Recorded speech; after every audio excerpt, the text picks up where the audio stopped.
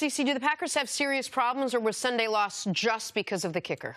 No, Nick and I believe they both have problems, not only with their kicker, who has been so consistent, and, you know, he's one of the few kickers that has some job security. But, you know, Nick and I, we worry about Mike McCarthy. Man. Does he have job security? Oh. Because if he does, he shouldn't. He shouldn't. And the reason why is Aaron Rodgers sends out a message last week, and that wasn't just a message to the media. That was a message to the organization, talked about the play design, talked about them not getting Adams the ball, and then they have a week of practice where he got 3 of his top 4 guys who aren't going to practice. Now, Aaron Rodgers is the most talented quarterback in the NFL, but you need to throw to someone. And when you can't practice with players, it just carried right over to the game. And this first half of the game, I mean, they looked like they didn't spend any time at practice. There was no type of in-syncness as far as Aaron, his reads. Aaron looked like he wanted to be someplace else, so I was totally shocked. This looked like a team that was not motivated when they took the field in Detroit. What does Mike McCarthy do well?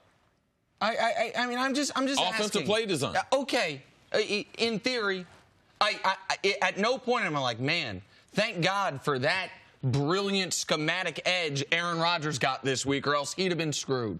I know Mike McCarthy a few years ago thought he was getting too heavily criticized, and he came out and defended himself, and he said, I've accomplished a lot in this league. I'm a good coach in this league. Okay, well, show me. Because what I see is a team that can come out unprepared. I don't put the field goals on him. Obviously, listen, Crosby's been a good kicker in this league for a decade. He had a terrible game. I don't put that on Mike McCarthy.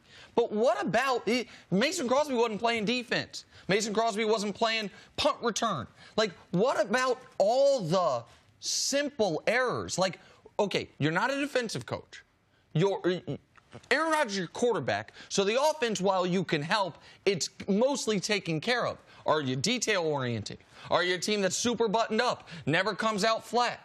I'm just asking, because I know this. Ted Thompson lost his job. And so they decided the team was underperforming enough to where we need to make a change at general manager. They changed the general manager and changed several of the coaches. They changed the quarterback's coach, Alex Van Pelt. Okay. All right, so listen, you're 2-2-1. The Vikings are struggling. The Bears, they still have questions at quarterback, even though I know Trubisky had that huge game. They were off this week. All right, get it together by the end of this year. Because I think it's the last 47 games the Packers are 23-1. It's over some giant sample. It might be 47 games, it might be 49 games. But they're a 500 team with the most talented quarterback in the league. I know he missed some of that time. Okay, Mike McCarthy. Like, the seat's getting warm. We talk about Jason Garrett underperforming, and I understand that, but he hasn't been dealt a full deck at quarterback or at the wide receiver position.